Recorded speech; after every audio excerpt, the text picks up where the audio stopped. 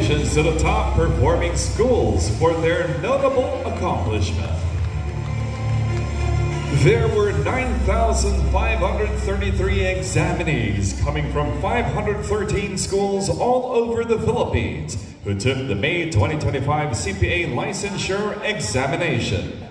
Out of this number, there were 3,156 successful examinees, or a 33.11% national passing percentage.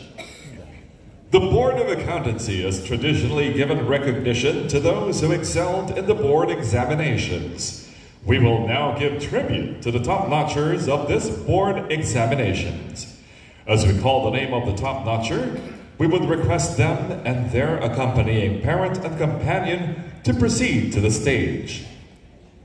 Ladies and gentlemen, the top-notcher present tonight from the May 2025 board examinations. In 9th place, Rafael James Mayo Esmetilla from De La Salle University, Lipa.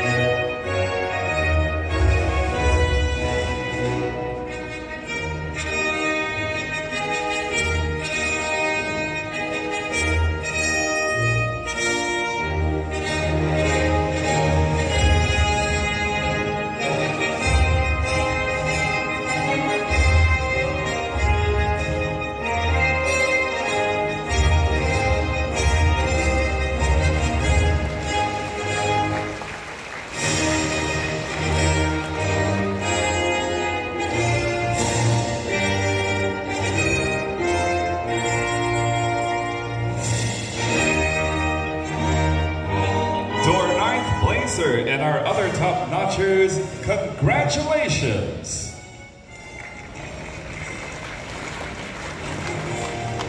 Ladies and gentlemen, we now come to the main highlight of this evening's program, the oath-taking of the successful candidates as certified public accountants, and their induction as CPAs and members of the Philippine Institute of Certified Public Accountants, or PICPA. May we now call on the Honorable Telma Ciudadano to present the successful candidates of the May 2025 licensure examination.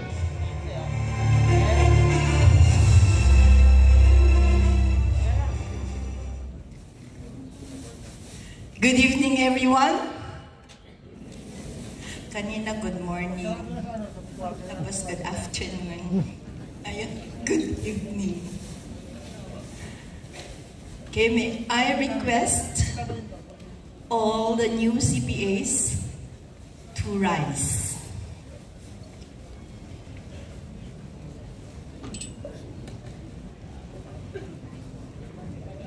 Honorable Chairman, I have the honor to present to you the successful examinees for the May 2025 CPA licensure examinations given by the Board of Accountancy. They have completed all their requirements as prescribed by the Professional Regulation Commission and are therefore entitled to take their oaths as certified public accountants.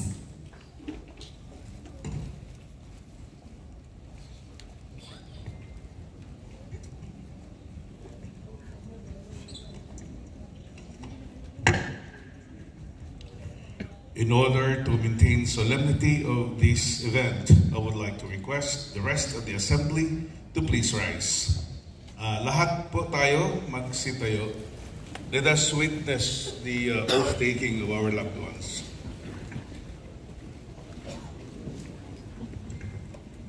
Okay, new CPAs, please raise your right hand and repeat after me. Ako si, banggitin ang pangalan. Nang banggitin ang tirahan. ay taimtim na nanunumpa na itataguyod ko at ipagtatanggol ang saligang batas ng Pilipinas, na ako'y tunay na mananalig at tatalima rito, na susundin ko ang mga batas, mga utos na legal at mga atas na ipahayag ng mga sadyang itinakdang may kapangyarihan ng Republika ng Pilipinas. At kusa kong babalikatin ang pananagutang ito nang walang anumang pasubali o hangaring umiwas. Taimtim pa rin akong nanunumpa na sa lahat ng panahon at puok na kinalalagyan ay mahigpit akong manghahawakan sa mga etikal at tuntuning professional ng mga Certified Public Accountants ng Pilipinas. At matapat kong gagampanan ng buong husay sa abot ng aking makakaya ang mga tungkulin at panagutang iniatang sa isang itinakdang Certified Public Accountant. Kasihan nawa ako ng Diyos. Congratulations, everyone. Thank you, Chairman Quinanola, and congratulations to our new CPAs. At this juncture, may we call on Honorable Gloria Baisa to lead the recitation of the Oath of Certified Public Accountants.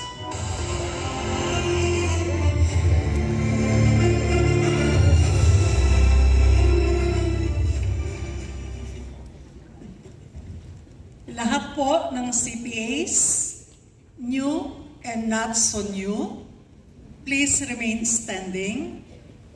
The rest, yung iba po, maupo na. Please raise your right hand. Together, sabay-sabay tayo. Let us recite the oath of a certified public accountant. As a certified public accountant, I shall comply with the following principles of my profession. I shall be straightforward and honest in all my professional and business relationships. I shall not allow bias, conflict of interest, or undue influence of others to override my professional or business judgment.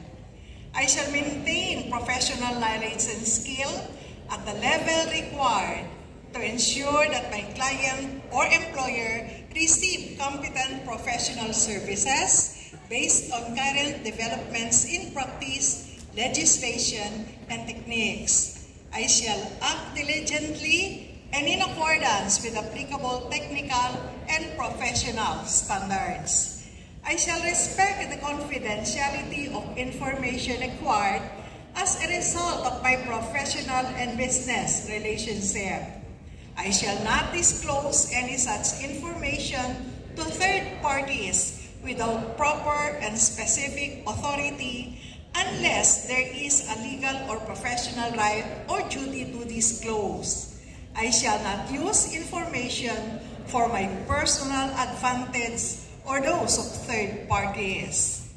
I shall actively lead, participate, and promote the programs and activities of my professional organization. I shall comply with relevant laws and regulations, and I shall avoid any action that will discredit the profession of accountancy in the Philippines. I impose this obligation upon myself voluntarily without mental reservation or purpose of evasion. So help me God. Thank you, Honorable Gloria Baisa.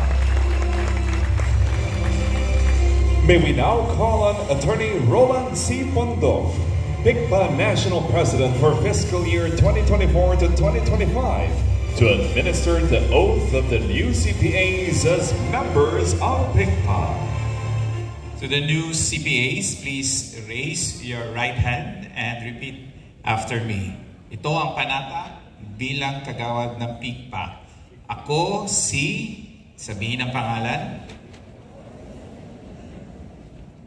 yamang tinanggap na kagawad ng Philippine Institute of Certified Public Accountants.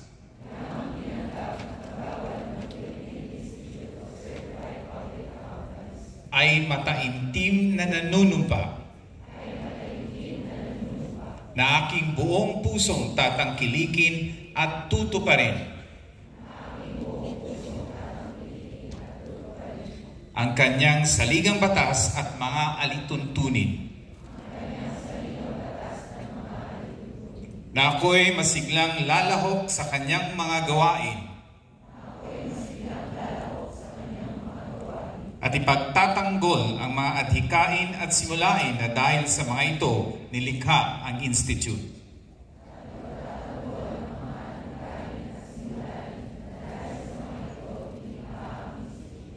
Na ipinapataw ko ang pananagutang ito sa aking sarili ng kusang loob at walang pagkakamali o pasubali ng isipan.